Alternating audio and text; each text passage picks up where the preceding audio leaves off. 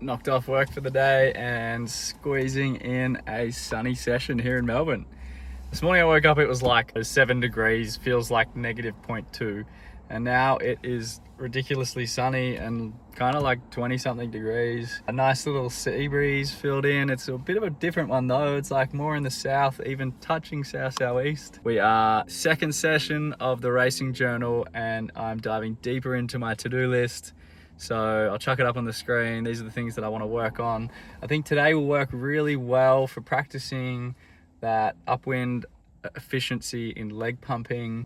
Continuing on the journey with the 1.5 liters in my Camelbak, in the impact vest, and I'm still refining harness lines. I've made the improvement, so I'll throw some footage up on the screen now to show you what that looks like relative to the last session. I've kind of not glued the hose, but made a larger hole in the plastic mount so that the hose can squish into the plastic mount itself.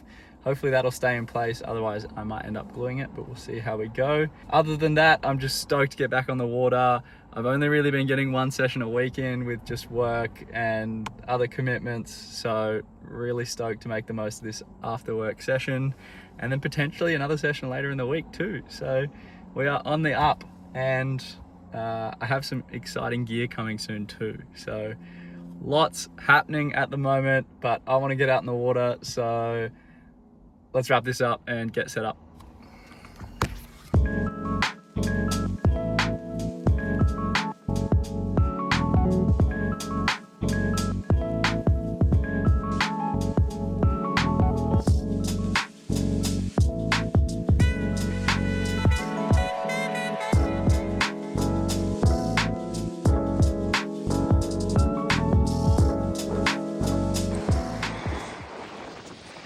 Finished an epic session. It was a bit of a mission because my mate Fabreezy, the FPV drone pilot, hit me up just as I was about to launch, and we lined up to go for a bit of a drone at Parkdale, and then remembered that there's a no-fly zone here because Moorabbin Airport's really close by. So I decided that I'd race them over to Ricketts over there, and I actually beat them to get there. And then we droned. He chased me on the drone for probably half an hour, 45 minutes. And then Mike also had his drone up out at Ricketts just by happenstance, which was pretty cool. So maybe I'll line up with Mike and get the footage for today's session. So you might have seen that already potentially. But yeah, what an adventure. I think I was out in the water for like 2.5, 3 hours. I mean, it's 7:15. I got like 3:30 originally. So the first hour was a write-off. It was way too light, and I was pushing around trying to get going, but didn't happen. But yeah, then this happened, and we had like 15, 18 knots from the southeast. Super awesome breeze. Ticked off a few little things, which was good. As I mentioned, the harness line at the start of the session, it worked well, but unfortunately I made the wall thickness a little too thin, so it started to split away a bit, and the hose again stretched out. So I'll beef it up. It was already pretty lean, so I'll beef it up a bit and then potentially glue the hose in. And I need to account for that. Stretch in the way that I set it. So I'll have to set it too short so that when it stretches in, it's the right length. And then yeah, kept working on the upwind technique with leg pumping. Starting to get efficient enough so that I can burn my legs out a bit, which has been really good.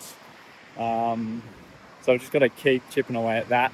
It's something that's probably not going to get striked off the to-do list before nationals, because it's just a never-ending game of how much capacity can I get in my legs. The other thing that I want to start incorporating into this journal is a baseline score for a bunch of the key elements of racing. So things like time on distance to the start, how I feel about my upwind efficiency, like upwind VMG, downwind VMG, mark roundings. Gonna head home and I'm gonna baseline those things so that we can have those numbers ready for next session and we can track improvement over time. Quick shout out to PPC for the epic M1R, courtesy of PPC and OTB Foil Sports, and the awesome Forward WIP, my favorite impact vest with the Camelbak integrated into the back pocket. I really tested that out, filling it, I think, to 2 liters today just to see how much I could really squeeze in. And I could just jam it all the way in, but it's really set perfectly for 1.5 liters. Yeah, carry my keys in the waterproof pouch, all fits in the front pocket, integrated hook and harness line, and Forward WIP WiFlex helmet. Super awesome setup. The WiFlex is like super light. It's really good helmet for wing foiling. Anyway, let's get home. Get warm, because even though the sun's out, it's not actually that warm. Whew, that's better. As I mentioned, we're going to baseline my wing foiling skills so we know exactly what to improve on and how to improve on it. So I've gone and set up this spreadsheet.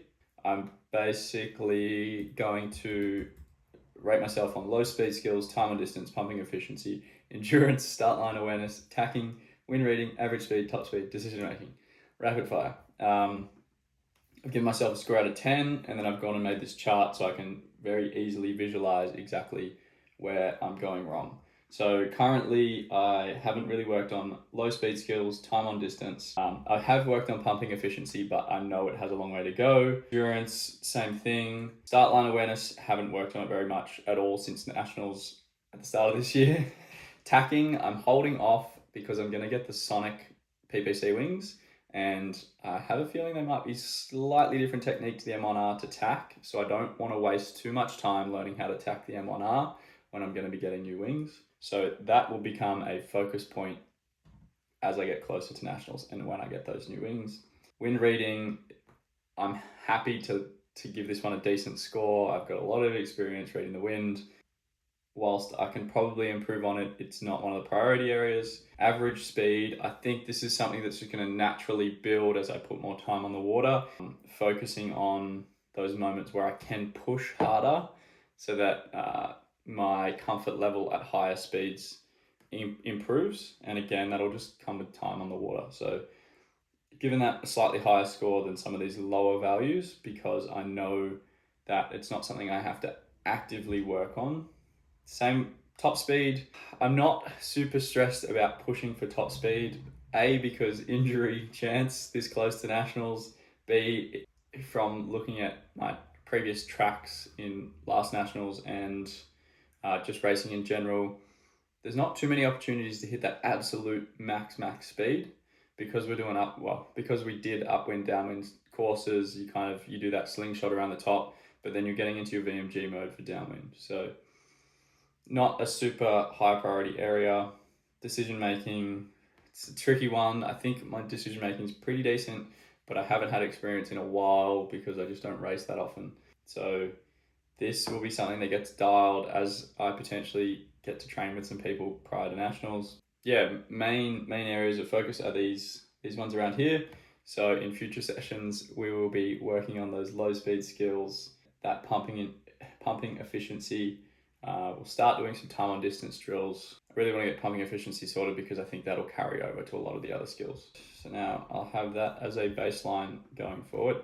That's about it for this one. Big shout out to PPC, OTB Foil Sports and Forward WIP for the support in this series and in my lead up to the Aussie Nationals. Really appreciate if you guys can go support them for supporting me.